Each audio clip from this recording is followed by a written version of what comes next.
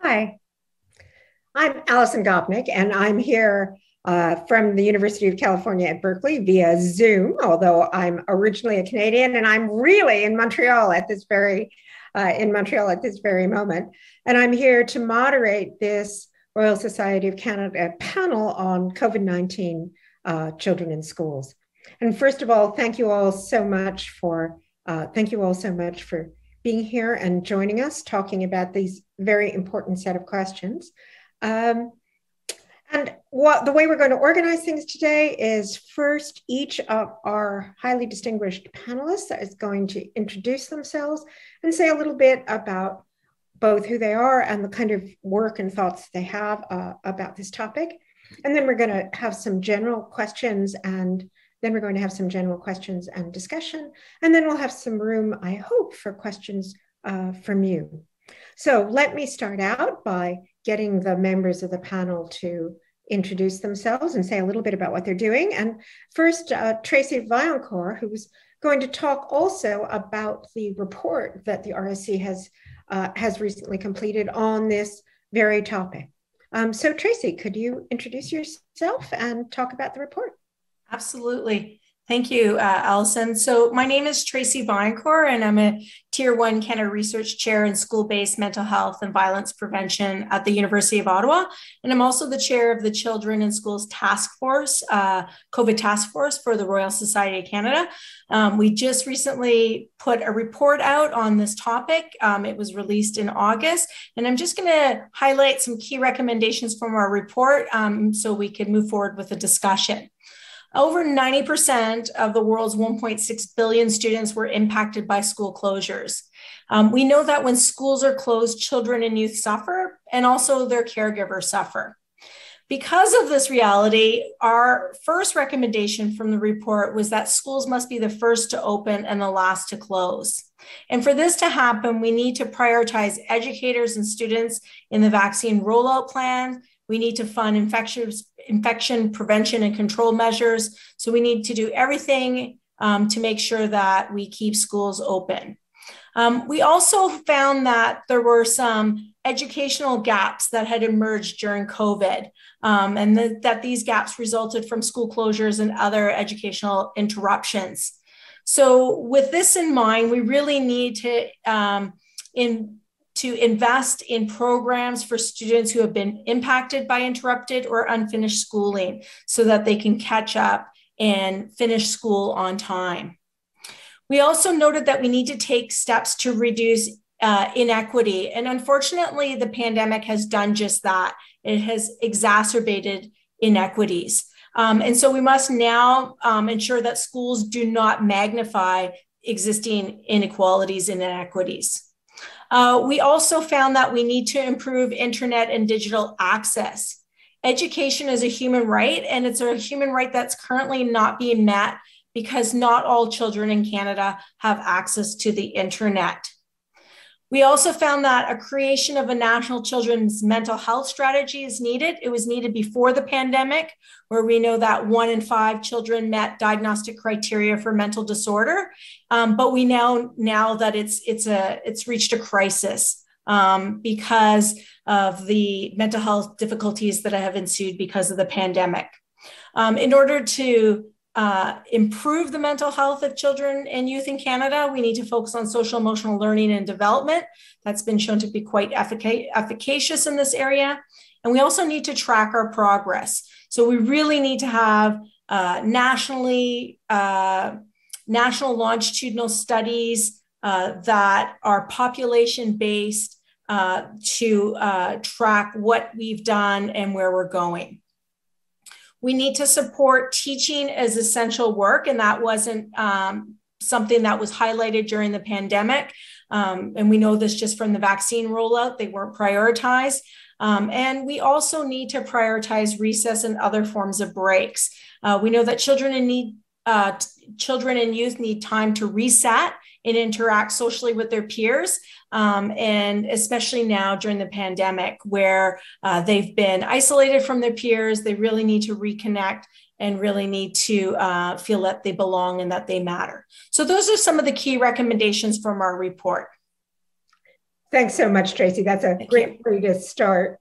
Let's move now to Jan Hare from UBC. Jan has been thinking, especially in the context of some of the equity concerns that Tracy mentioned, about the Indigenous population and some of the particular influences of COVID, but more generally, how COVID is affecting different kinds of groups within Canada. So Jan, do you want to introduce yourself and say a bit about the work you've been doing? Jan, you're muted. Okay, there we go. Oh, great. Can you hear me now? Yes, okay, so Bigratch. So Bojo ani Janice Herdishnikas, Anishinaabe Kwe, Chiking and Dujba. So just a small greeting from in my Anishinaabe language. And I'm joining you today from the traditional ancestral and unceded territories of the Musqueam people. I am a professor in the Department of Language and Literacy Education in the Faculty of Education at UBC.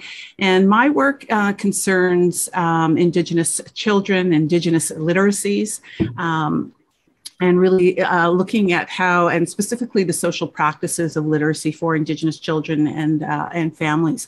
I've done some work with Canada's Aboriginal Head Start program, which I just think is a national gem, if you will, in terms of the impacts that this program has on language and literacy, early childhood development for young Indigenous children, and certainly a holistic approach in terms of their influence of the program on families. My research really looks at the contributions of Indigenous knowledge traditions to school-based literacy practices.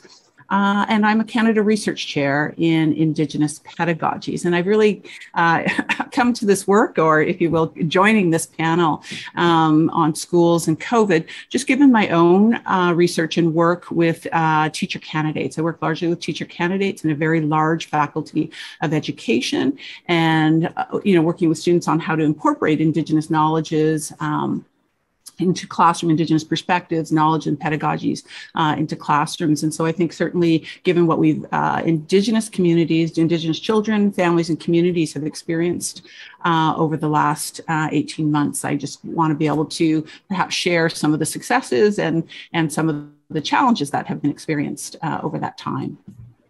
That's great. Thank you. Thank you so much, Jan. And our next panelist is Glo Fang Li, who is also going to be talking about effects of COVID and schools on different communities within the Canadian mosaic. Glo Fang, do you want to say a little about who you are and what you're doing? Yes, thank you. My name is Glo Fang Li. I'm a professor and a Tier 1 Canada Research Chair in transnational global literacy education for youth and children. My research has been concerning biliteracy and bilingual development among disadvantaged populations, especially among recent immigrant groups. So during the pandemic, I have been doing research with a group of Chinese immigrant children in Vancouver context. We have really followed the families for 2 years before the pandemic and during the pandemic. So I will be happy to share with what we have found preliminary from the project. In the meantime, we're also starting a project with children and families from different ethnic groups, and especially among the refugee population in Vancouver, using community-based research for fostering a university community engagement. So we're starting this fall, and we're very excited to hopefully in the near future, we'll have something to report. That's great. Thank you, Glo Fang. And our last speaker, but certainly not least, is Janet Worker. And we'll sort of pull out now. We talked about schools, then we talked about some more specific groups. And Janet's work has been sort of more broadly beyond schooling on the kinds of learning and capacities that children have in general, particularly their language capacities. And she's actually chaired another RSC report on language and literacy and the impact of COVID on language and literacy development. So Janet, could you also introduce yourself a bit and talk about some of these broader impacts that COVID has on children's development and knowledge? Sure. Yeah, thank you so much. As Allison said, I'm Janet Worker. I'm a Canada Research Chair in the Department of Psychology at UBC, and my own focus is on the roots of my own research is on the roots of language development in very young children, basically in infants, starting from birth and even before. And in addition to my own research, which is with both monolingual and bilingual and multilingual populations of infants growing up in different cultural communities as well as linguistic communities. In addition to that, I have two other involvements that I think allow me to have a little bit broader perspective. I'm a PI on a SSHRC partnership grant entitled Ensuring Full Literacy in a Multicultural and Digital World.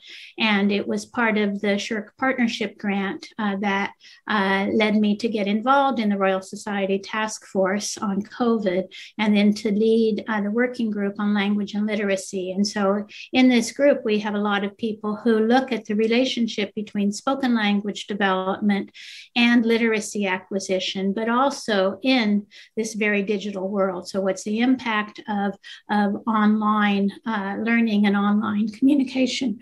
What can we learn using data analytic tools from these online communications and from social media, for example? And what can we do to improve public discourse? And then as well, I'm one of the founders and co-directors of the Language Sciences at UBC, which is a broadly interdisciplinary group of people interested in language. So when we get to specific questions that Allison will be asking us, I'll be sharing with you some of the findings from our task force on language and literacy, and many of them interface with children in schools. So I will point out those interfaces as well. Okay. Okay, great. Thank you all. Thank you all so much. As you can see, our panel is indeed extremely distinguished. We thought that maybe the first question is, we all know how awful COVID-19 has been in so many terrible ways, including its effects on children in schools. But we thought maybe we'd start by saying whether there were some positive things that we've discovered, resiliencies or strengths that we might not have seen if we hadn't seen this challenge. And it's often the case that it's when we have to face challenges that we see some of the hidden strengths that might be hidden in more ordinary circumstances. So the first question is, is there positive news? Are there aspects of either children themselves or the schools or the context that have really been revealed by this crisis that we might not have noticed otherwise? And maybe Jan, if you could start with answering that question. Okay, sure. There's just some things going on around me because I think I'm worried my internet might be a bit unstable. So, would you rather I started with someone else, or? Oh, I'll keep going. It just there might be some. So yeah, but yeah, I know we do want to begin with surprises or successes that have emerged in schools as a result of the pandemic.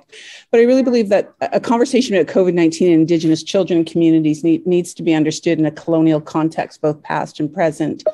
Indigenous people are disproportionately impacted by COVID-19, the resulting social determinants that underlie health inequities as a result of those, which include, safe drinking water, access to health services, housing, and schooling, just to name a few. Further, there are narratives of intentional spread, given the collective trauma or collective traumatic memories of past infectious diseases. Health and well-being are impacted by distrust of healthcare systems and social systems, and that also includes schools. It's been very interesting to see many presentations on COVID-19 and Indigenous communities, as there's been attention to the re-traumatization that Indigenous people are experiencing in light of the discoveries of unmarked graves at former residential school sites across Canada. So this has certainly impacted responses to COVID. However, Indigenous people have met the challenges of the pandemic in their communities and schools through practices of resurgence. And so with in-class learning disrupted by COVID-19 in schools, turning to online, Indigenous people have used this time to strengthen their relationships, and those including their relationship to the land. An important learning approach taken up in First Nations schools and public education has been to reintroduce Indigenous children and youth back onto the land. And the land is both a place of learning and a place where we can renew our sense of selves and our connection to teach others in a web of social, cultural, spiritual, and physical relationships. And so knowledge of and experiences with and relationship to land and place are expressed through languages, stories, history, ceremonies, and practices rooted in Indigenous peoples' long inhabitation of a particular place. So on the land, programming during the COVID, and I think certainly as it continues into the post-COVID, has been shown to be a source of strength for Indigenous children and youth as schools adapted during COVID. So, for example, in a recent report by the Aboriginal Education Research Centre at USask, they explored how Indigenous educators adapt educational programming during the pandemic, and land-based education was a significant pedagogy drawn upon. And here I'm talking not, again, when we think about land-based education, this isn't just about, turning to the outdoors or outdoor education. So educators taking part in a survey which described the challenges of working in the pandemic and changes in their practice highlighted how land-based learning that attended to protocols of safety could be linked to the curriculum. So traditional practices of hunting and fishing and trapping, or skills needed to live with and on the land, which fire making, making shelters, making camps, traditional food gathering, and medicines, allowed students to engage in math, science, language arts, social studies, food security, and really work across the curriculum. And equally significant was the impact on children's well-being, reducing anxiety and stress and easing feelings of isolation. I really appreciate the work of Kira Brandt-Burakoff in her article on COVID-19 and what she called Indigenuity, Lessons on Indigenous Resilience. What she did was highlight other examples where Indigenous students could achieve success through land-based approaches. So youth could fulfill educational requirements through land-based activity. And she writes, and I quote from her paper, "An eagerness to be creative and innovate not only sustains an education system in a time of crisis, but provides an opportunity to reimagine what is done, why it is done, and what we wish to bring forward into our new normal." So that's just one example. I'm mindful of my time, though, and so if there's time, I can certainly share another example as it concerns social media, but I will pass it on. Great, thank you so much. That's such a nice example, and I think there's a sense that outdoors, which suddenly became important for just safety, is something that we've been neglecting in education in general. And there's much to be said for the community at large. Children naturally are kind of tuned to the outdoors and the natural world, and we've tended to underplay that in our typical educational practices. Glo Fang, something that you found that was actually a positive, a source of resilience, something good that we discovered as a result of COVID.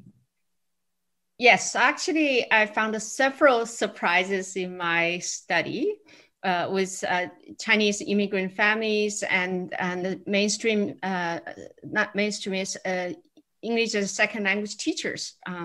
So the first surprise is that parents in our sample really took up the challenge to educate their children during the pandemic. And of course, many of them went through a period of panic. But they quickly really regrouped, and many of them really talk about how the pandemic had provided an opportunity for them to understand what their children are learning.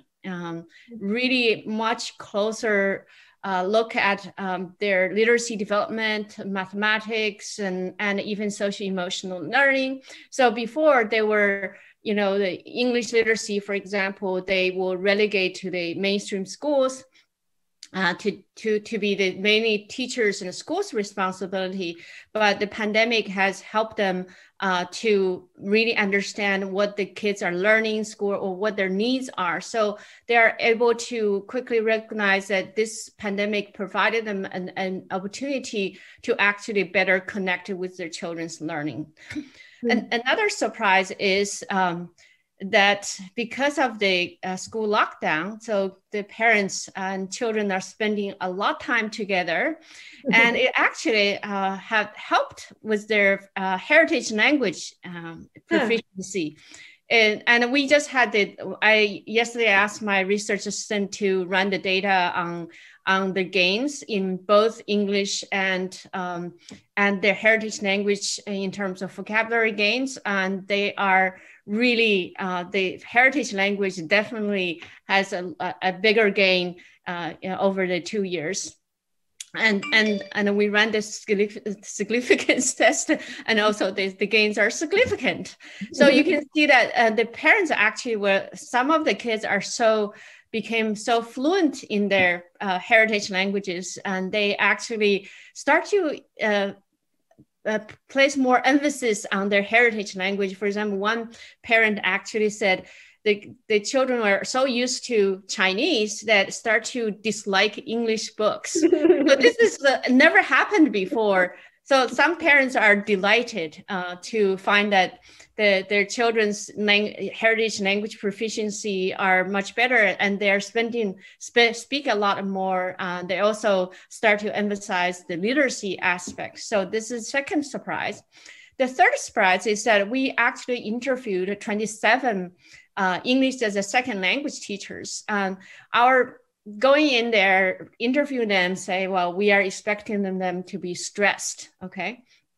But we're pleasantly surprised that I want to emphasize that this is English as a second language teachers, not the mainstream, the main classroom teachers. And they're, so it's really interesting is that they actually, I quote them, they said that the pandemic is like a mirror, has brought us closer in several sense. One is that it has brought the teachers, the ESL teachers and the families closer. So because of the online component, they have to have almost daily check-ins with the families about how are they doing with their assignments, how's the English reading going, or how are the assignments going. So this actually brought the teacher closer to the families, understand the parents and the children more in terms of what are they doing inside homes.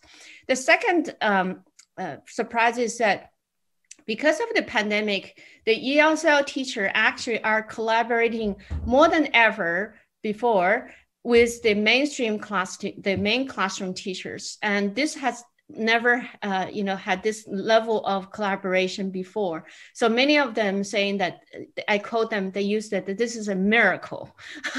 so they're really, really delighted. Another aspect is the use of technology. I know that teachers stressed out by using different platforms, different learning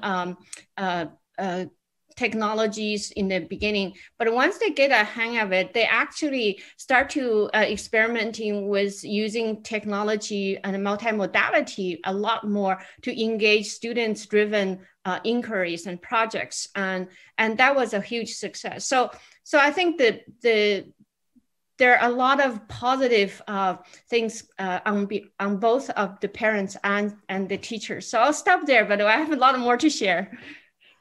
That's fascinating. Thank you so much, Glo Fang. Tracy, you mentioned some of the kind of obvious negatives that the report had identified. Were there also some surprising sources of resilience and positivity that you wouldn't have expected that came out?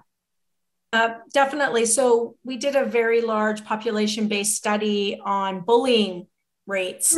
And we went in with the idea that maybe because of all the anti-Asian rhetoric, especially come from the United States, from the former president of the United States, that Asian Canadian youth would be particularly vulnerable to increases in bullying. And what we found was that bullying actually was reduced at a rate that I'd never seen in my 20 years of studying bullying. And it's not because schools were closed, schools were still open. But what had happened is that we paid so much attention to students complying with infectious disease control measures that we were inadvertently supervising them more than we ever have. And this is something that I've been arguing for the past 20 years of my career, looking at bullying, is that increased supervision reduces bullying. I was just in Finland. I just came back on Sunday, and it's interesting because the Finnish group has replicated our findings. They also found enormous reductions in bullying, and an Italian group also found enormous reductions in bullying. And again, this is independent of school closures, so kids were still in school. So this is something for us to look at a bit more carefully, because if supervision is cutting this in half and none of our intervention programs to date have been able to reach that level of reduction, there's certainly some promise, especially considering how devastating bullying is to kids' wellness and in the immediate and the long term. So that's one of the positives. Another positive was that I've been screaming forever that mental health is an issue with children in Canada, and that we need to prioritize children's mental health and youth mental health. And finally, the media picked up on this. And when the media picks up on things, we tend to see policy changes. So I was really encouraged. It's unfortunate it took a world pandemic for them to start taking children's mental health into consideration, but I'm pleased and I'll take it. And hopefully we can move forward with something more positive. And just a final point, I think there was a lot of forced innovation. So I am trained as a child clinical psychologist, and one of the things I've always known is that children with social anxiety disorder, is just one example, have a really hard time making school. They don't like going to school, right? I mean, it represents their phobia. And so a lot of them are not high on school completion. And because schools were closed around the world, a lot of kids finally had access to education that they hadn't in the past. And so now I think we know how to manage these vulnerable groups who are not as engaged in face-to-face learning, and they can still meet the requirements of graduation. So those are three positive things. That's great. That's fascinating. That's really fascinating, Tracy. Janet, how about in terms of some of these more general developmental measures? Right. There were surprising positives more generally as well.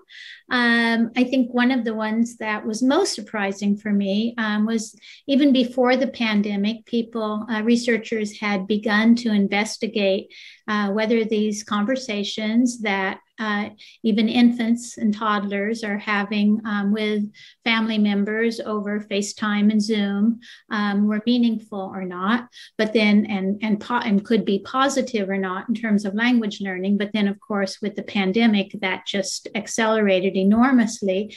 And we found, I think to our surprise, that particularly if there is already a relationship between the infant or toddler and the person that they're interacting with online, that language learning can ensue, even from book learning, from book reading, from pointing things out, and that it can be quite engaging and lead to vocabulary development.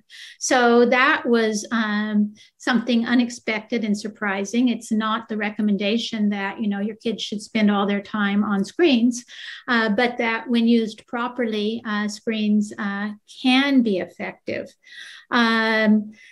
I think another positive that came out in our report was that many of the language and literacy researchers moved, because our labs were closed, we had to move our data collection to online platforms. And in the infant world, there were several available, but one that was frequently used was called Look It, that was developed out of MIT. And it's not that all of the studies that were were done online were successful. Most infancy researchers, it became a global community with people sharing best practices, and required that you submit your design before they would approve it for use. And they gave feedback. So that improved the quality of the research. And of course, we would then share the data, but most researchers then would first see if they could replicate something that they already knew and then go beyond. And what happened is that we were able to reach much more diverse communities than we had been able to reach when we were inviting people into our centers at the university. So, broad rural groups, if there was digital access, which there often is, broader SES groups, certainly broader linguistic groups, and we could do cross-linguistic work around the world. So that was, I think that's led to a much more representative and inclusive sample. In one study we did, we were even able to, we tested children who had gotten cochlear implants from across North America. So a much bigger population than we would have had just from our clinic in Vancouver. And everybody else was doing that too. So that, I think, was a surprising positive that, again, came out of what are we going to do now that our centers have been closed and we can't invite families in. Just a couple of others that I'll point out. One of the ones that I love is that, Glo Fang already pointed out heritage language improvements that was reported across a lot of languages. So that's really interesting. Community-based language teaching, actually, the number of families that stayed involved and that attended classes each week was increased with online learning. Whether they learned as well or not needs to be measured. But then one of my favorite ones is that social media use changed. Now, of course, all the horrible stuff happened that we've heard about and continues to happen. But at the same time, there was a lot more social media for conversation and communication. And so one of our computer scientists was analyzing, the social media and saw this occurring. So people are starting to talk more about feelings and these kinds of things. And what that allowed is, sort of the beginnings of better communities online, as well as more information shared that data analysts could then do deep learning on to begin to identify individuals who might be at risk for mental or physical health difficulties. So I guess I'll stop there, but some surprises. That's so fascinating. I mean, it's kind of, you can see it's kind of at both ends of the spectrum. So on the one hand, kids were getting outside into the natural world, doing things, having a life that in some ways was maybe more like the life they had before formal schooling. And on the other hand, they were also exploring what was happening online and on social media in a new way. So both, oldest and newest kinds of technologies are things that children were doing outside of just the particular narrow range of school and children and parents and communities. I think that's fascinating. Also, speaking as a Facebook grandmom, I was surprised that my 12-month-old grandson, after we'd spent a week or two talking together, just immediately recognized that was grandma on the phone and did all the same kinds of rituals and routines that he would do with grandma if grandma was actually there. So it's very encouraging. I think it's often the case that when you have something that's a big disruption, it allows you to sort of see possibilities for innovation that you wouldn't have seen in the normal course of events. I guess the next question that we talked about is kind of go back to the problems, and Tracy mentioned just the obvious ones. Kids were out of school for an extended period of time. They, weren't getting the same lessons. They weren't in the same context. They were in a threatening, difficult mental health situation. Maybe we could go through and say, what do you think some of the ideas would be about, particularly ideas that come from our discovery of these resiliences, about what the practices are that we could have to fix some of these things that we know were particularly troubling for children. So you have ideas about how we could leverage some of the strengths and resiliences to help mitigate, to help fix some of the problems and damage that COVID has caused, and hopefully help to mitigate some of the other difficulties that we have in our society and schools in general. So maybe go around again. Jan, do you want to start? Yes, sure. Thank you, Allison. I really appreciate Lindsay's when she shared with us some of the recommendations of the report at the beginning, and talking about the need to look at digital resources, infrastructure, that kind of support. Because I think about in the certainly for Indigenous children and families and communities, there were many inequities that were amplified in the pandemic. And as teaching and learning went online, in particular, issues of access to technology, hardware, equipment, and digital supports were exacerbated in Indigenous households. And I think this is probably similar for many other vulnerable, low-income families without adequate resources to support online learning.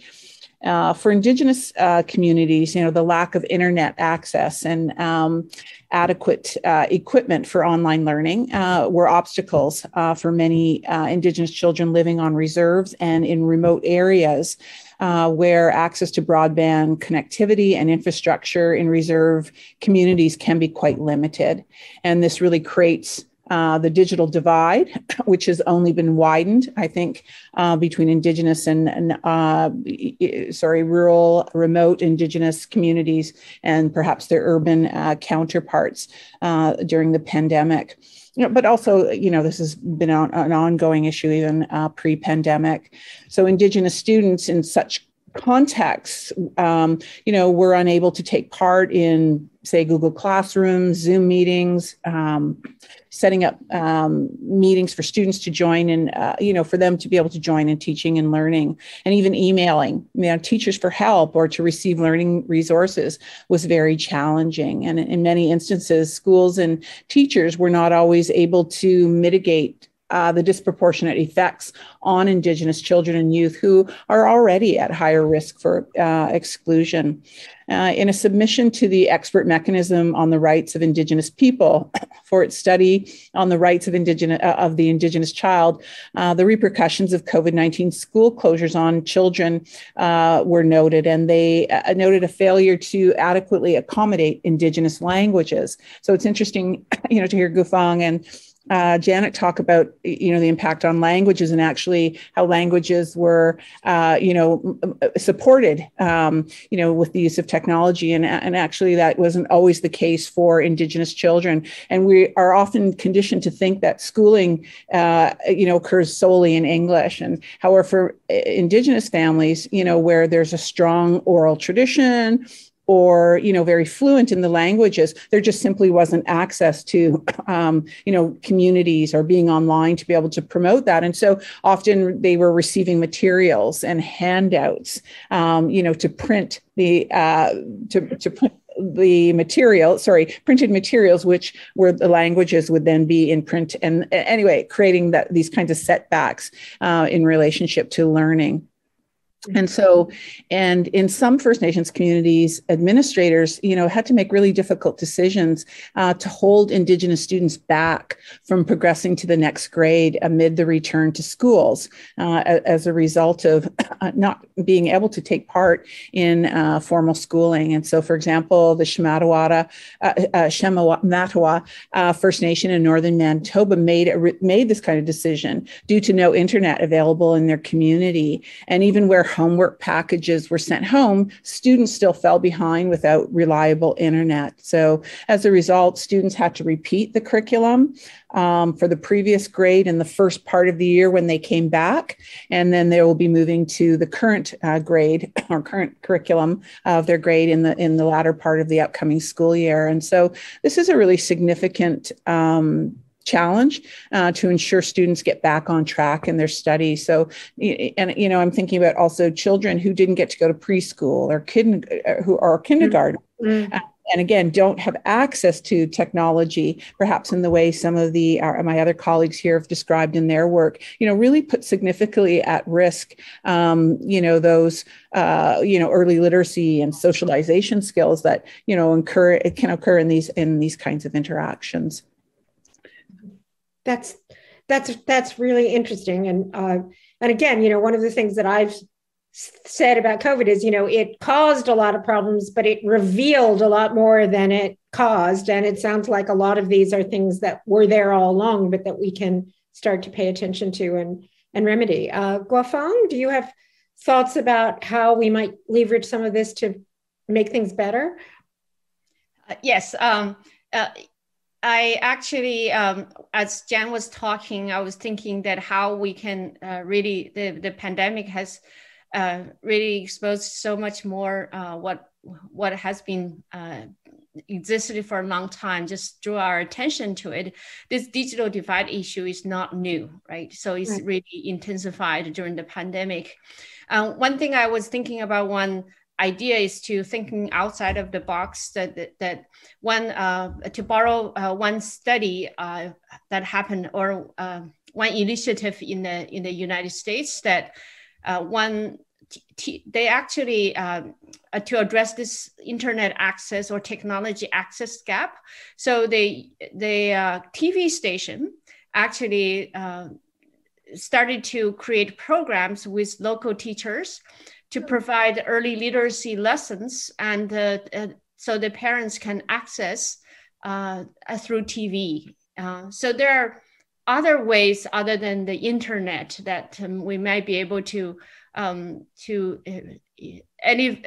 relieve some of the requirements that cannot be solved so easily. So I think this kind of initiative really gave us ideas that we need to know what do they have access to, and then based on what we know they have, and then create the content access to the children, and through maybe different kind of access, So I think that might be an approach to go forward.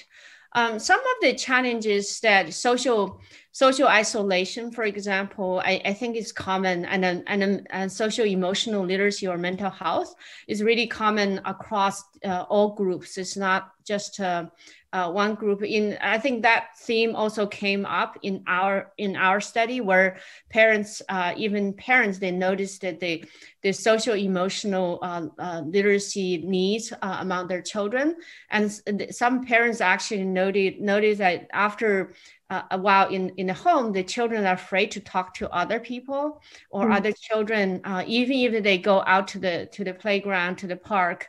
So there, some of them have very changed personalities through the pandemic. So there are a lot of challenges. I think that for me, because for my project, because of the English language learners, they need the social language to really to feel the kind of belonging, and to learn to fit in.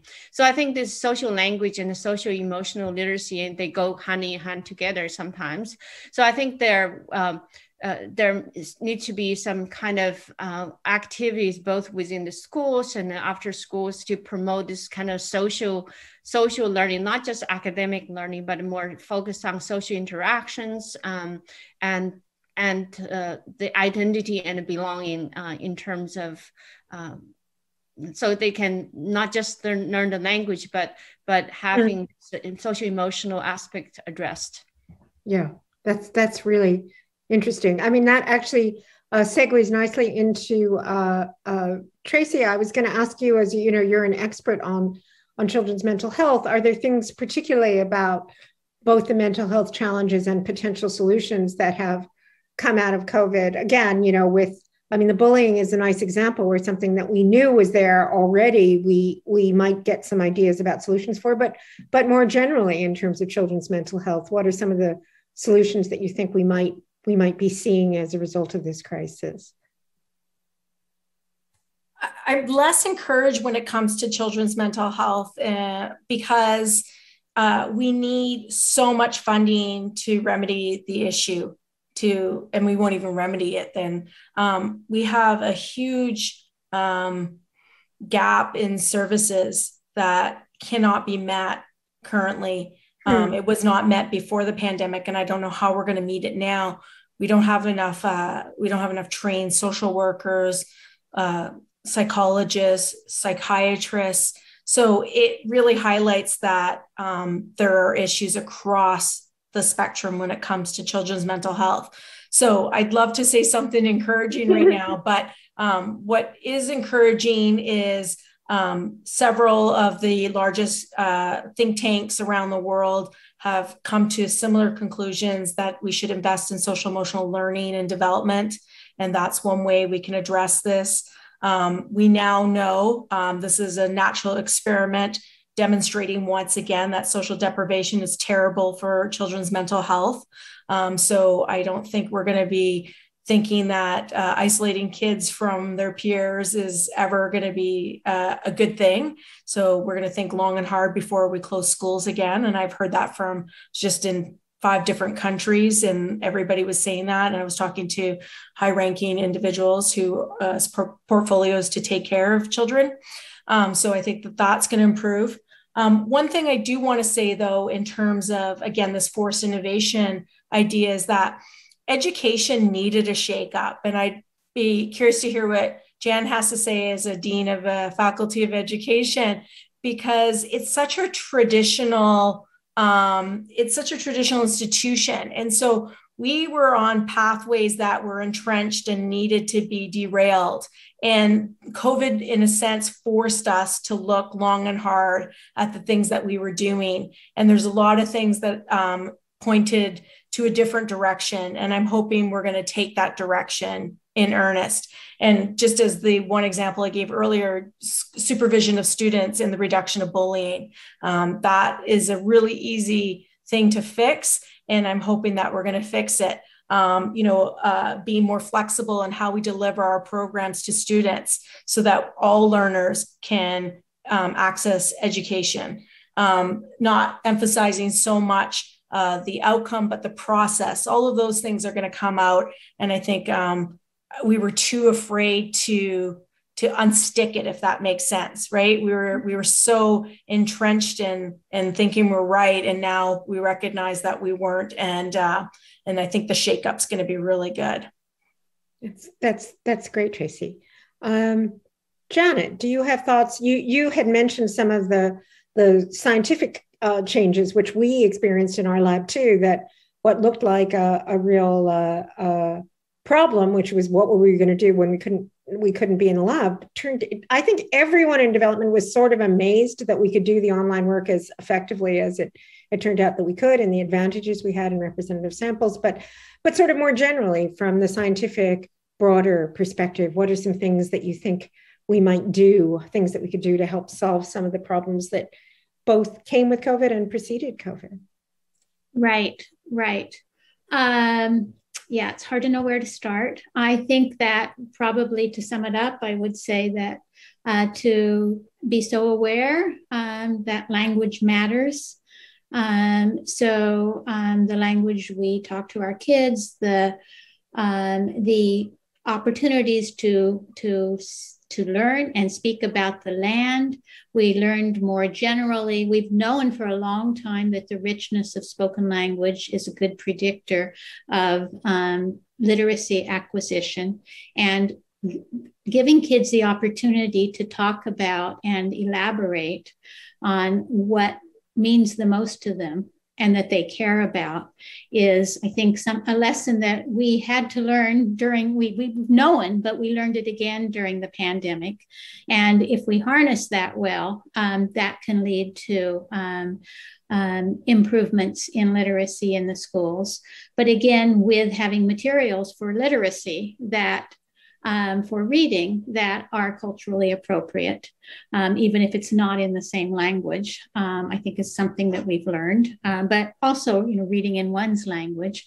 We learned, I think, that language matters in, we've certainly seen the toxic language that, is there on the internet and that is leading to just, I don't know, I hope we don't go into another dark age. But at the same time, we've learned that things like disease names matter. And so renaming this virus, COVID-19, comes from work that people do on the effect of language on attitudes. And so that's just a small example of how I think we've learned a lot more about how language matters. I think just in little ways, we've learned that masks are, they muffle speech, but kids can understand you for most circumstances. They do recognize voices, they do understand most language. But when you're in the classroom trying to sort of engender phoneme awareness, that mask is a bit of a problem. And there are some ingenious things some teachers have done where they actually have little videos of themselves without the mask that they show to their children, they show to their students in those situations while they still have the masks on. So, I mean, I think from like the really big things like language use in general, as to these very tiny questions about the use of masks. I think we have learned new things. Oh yeah, and one more thing that came out a lot in this big report that we did on language and literacy is, yes, the huge inequities in access to the internet. But even when there is access, it's access in predominantly 10 languages. And so there are so many more languages that access needs to be in. And automatic translators get you part of the way, but they're not the same thing. And so I think being able to use the internet in languages that work, and now my dog has come in, is something else that we learned. I'll stop there. Thank you. Okay, yeah, that's fascinating to think about that piece about language. Are there questions from? This is a time when we could change to questions from the audience. I'm not sure. Are there any there? Maybe some last thoughts, if anyone has it. I mean, one thing that occurs to me is that.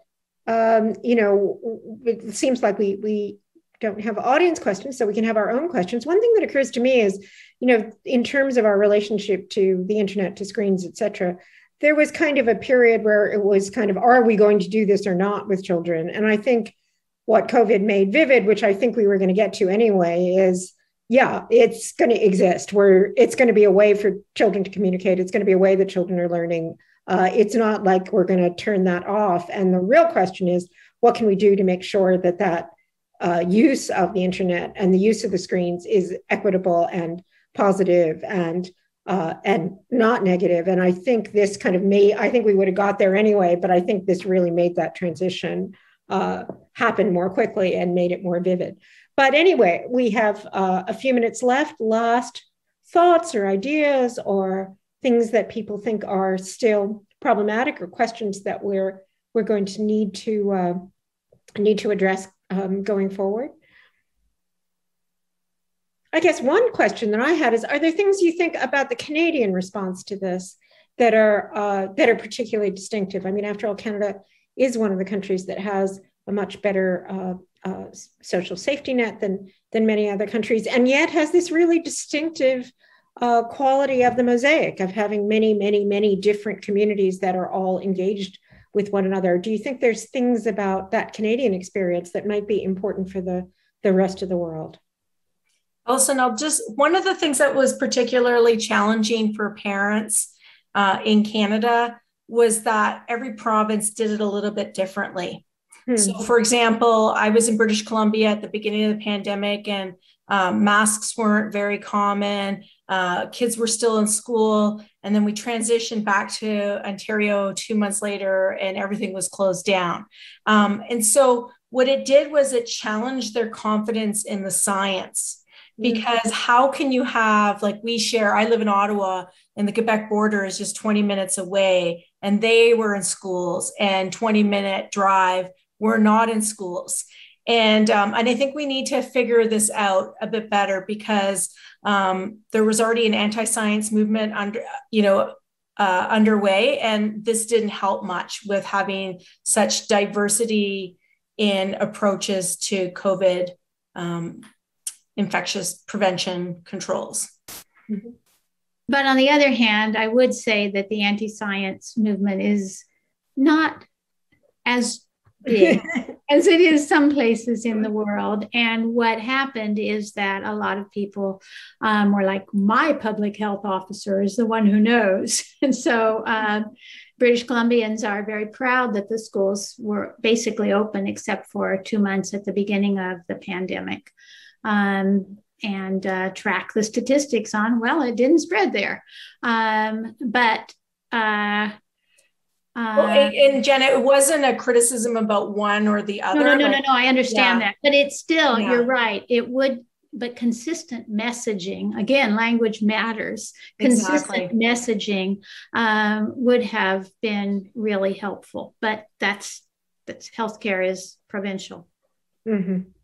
Is there anything, else in the Canadian context in particular? Well, John and Glo Fang, I mean, you're particularly been thinking about this issue of the mosaic. I mean, I guess for me, I am curious about, given, education is a provincial responsibility, and it, as Tracy has pointed out, it varies from province to province. And just looking at what has been the curriculum response, right? So knowing that some provinces have made efforts to revise the curriculum in light of the pandemic, have put some resources into that, thinking about PEI, for example, Prince Edward Island, for an example, as a place, taking a look at the curriculum in the post-pandemic. Also, what were funds, I think, thinking about funding and equitable funding. Some provinces provided large amounts of funding to school districts for catch-up funds to then catch up. Some provinces were able to perhaps streamline resources and services then for children. And so I think there's been a lot of variance across Canada. But in terms of I'm just curious as to, for me, in the thinking about Indigenous children and families, and just wondering about the way schools have responded to the needs of Indigenous children in light of these, disruptions. And so, and I think about early childhood, because a lot of my work comes out of my initial work comes out of early childhood, and thinking about the number of Indigenous young people, children who perhaps didn't enroll in kindergarten, right, who didn't enroll in kindergarten, didn't have access to those intervention services. And, then what are the impacts for these children on language, literacy, socialization, all of these skills that, that are developed in those early years. And so, I'm just kind of thinking about the equity and diversity across our country. Glo Fang, did you have some thoughts as well? Well, I just want to, as an Asian Canadian scholar, I'm very pleased to to see that provinces, two provinces in Canada, such as BC and Ontario, start to have anti-Asian racism issues addressed in schools. Mm-hmm. And this has been, it took a pandemic for them to realize that there's anti-Asian racism existed in the schools. So I think in Ontario, under the push of some community organizations, they're starting to integrate that into the curriculum. I think BC is recognizing there's a need, but I'm not sure there's anything further than some PD for teachers, but not in the official curriculum yet. But we are actually moving towards a good direction, I think. Mm-hmm. Yeah, that's really interesting. Well, I think we're getting close to the end. Any final words of wisdom, or let me say, as an expat Canadian who's been in the United States for 30 years, I think most people feel we could learn a lot from Canada